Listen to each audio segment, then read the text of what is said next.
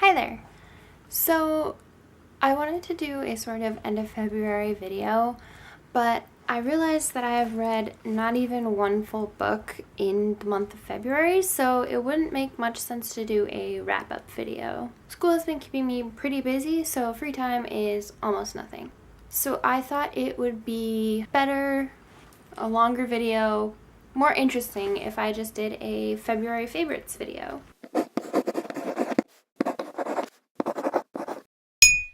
I'm not going to break this up into sections since I don't have that much material to cover like entertainment and snacks and makeup and whatever. You're kind of just along for the whole ride. The first thing that I want to talk about is makeup related, and that is my NYX eyeliner pencil. It's the eye/eyebrow pencil in 901 Black. I have tried a million different eyeliners.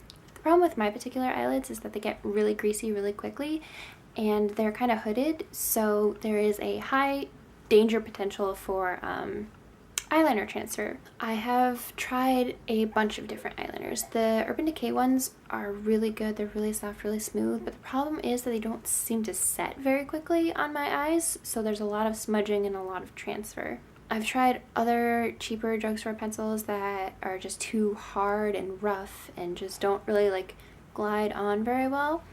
And the NYX pencil is the first one that I have found that is an excellent combination of sticks and sets on my eyelids really quickly, but also glides on really smoothly during application.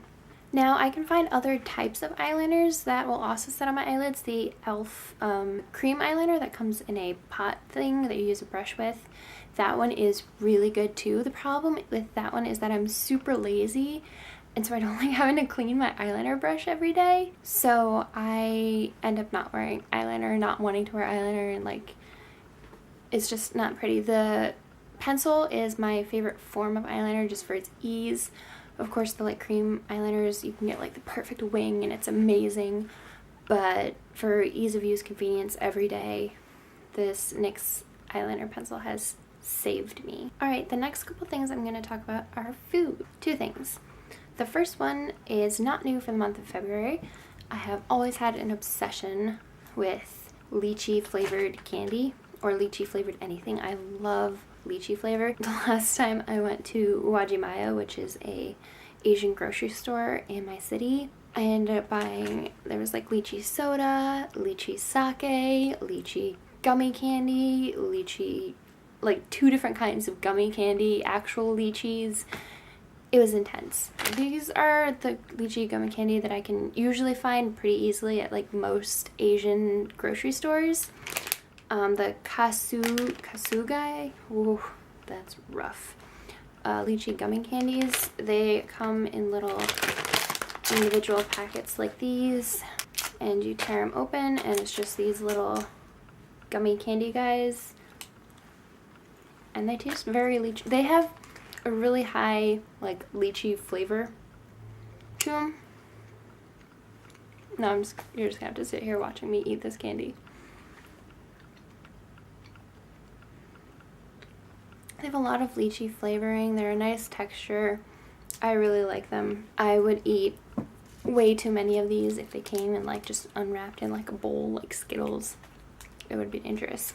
The second thing I'm going to talk about is really more of a necessity. It has gotten me through weeks and weeks and weeks of 4, 5, 8-hour days that I'm in class and don't have time to like eat full meals, or only have one meal and then have, you know, breaks where I just am dying of hunger. And that is these cheese and peanut butter crackers. These are the Keebler ones I usually buy. These are the off-brand, whichever ones are cheaper. The reason that I like these so much is I'm a pescatarian, so protein is really important for me in order to keep me full for longer, and so peanut butter is a great source of protein for me. And the other thing is that my boyfriend eats everything. He eats so much. I am continually baffled by how much he eats. And he is allergic to nuts, so that means that I can have these in the apartment and I don't have to worry that he's gonna be snacking on them, you know, whenever I'm asleep or whatever. And I am gonna end up opening the drawer one day and just not having any left.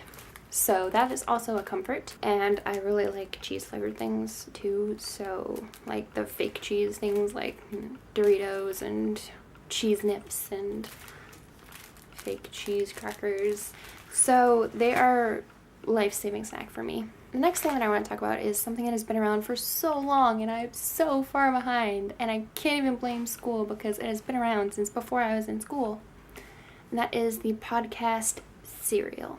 I don't have anything physical to show for it, but Serial is a podcast that was put on by NPR back in, I think, started in October, and it basically just is a journalistic look into a particular crime that was committed and whether the person that was put away for that crime actually should have been convicted, looking into whether he was convicted with sufficient proof, whether it was beyond a reasonable doubt, and also whether or not he actually did it. So it's two different things. It's like whether or not he did it, did he deserve to be convicted for it, and did he actually in fact do it or not.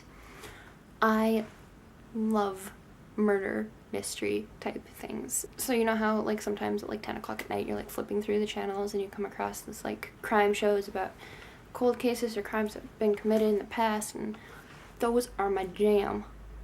I love shows like that, books like that, movies like that, all about it. So Serial, I don't know why I didn't get into it sooner, but it is amazing. If you have been living under an equally sized rock as I have, I will leave a link to it below. Go check it out. It is fantastic. I literally just took one Friday that I had off of school. That I had off of school and work and just mainlined all of it. I just marathoned it. I listened to it all. I could not stop. It was so good. I mean, it obviously can't go into complete detail of all the hours and hours of interviews that they've conducted and all the minutiae of the cases. That's, completely understandable, and you can't, just from listening to it, you can't actually make a decision about whether he was guilty or not because you don't have all the information. But as a form of entertainment, as just being entertained, it is so good. Highly, highly recommend it. The final thing that I wanted to talk about for my February favorites is a game on your phone called Space Team. This is a game that you download onto your phone. You can download it to Android or iPhones, and you play in real life with your friends. I think you can play with up to 4 people at one time. And how it's described, this game is possibly one of my most favorite descriptions for a game ever, which is that it's a cooperative shouting game. So basically what it is you and your 4 friends download the app onto your phone and you load up the game. It doesn't matter if each person has Android or iPhone or a mix, it's whatever. You play over the Wi-Fi or over Bluetooth. And basically what it is it's a game where you are all on the same crew of a ship and you're trying to outrun this, I don't know, it's like a solar flare or some sort of explosion that's going to eat you up, basically. And how it works is on your phone, you have a little control panel, and it has a bunch of different levers and switches and dials for you to go through, and random, completely nonsense jargon and sorting junk mail and whatever. And what'll happen is at the start, you'll start getting instructions on your screen. And these are things that usually aren't on your control panel, but you don't know whose control panel they're on, so you just start shouting for whoever to do, whatever's on your screen, and everyone's doing this at the same time, and everyone's really hurried because there's a time limit on how much time you can take for the action to be done, and if you miss the action, then your ship falls closer into the destruction, and so everyone's just shouting at each other, trying to get their thing done first. So I don't recommend playing it where anyone's trying to sleep, but if you're just hanging out with a bunch of friends looking for something to do, it is so much fun. And that's all the things that I wanted to talk about in my February favorites video. Thanks so much for watching. I'll see you next time. Bye!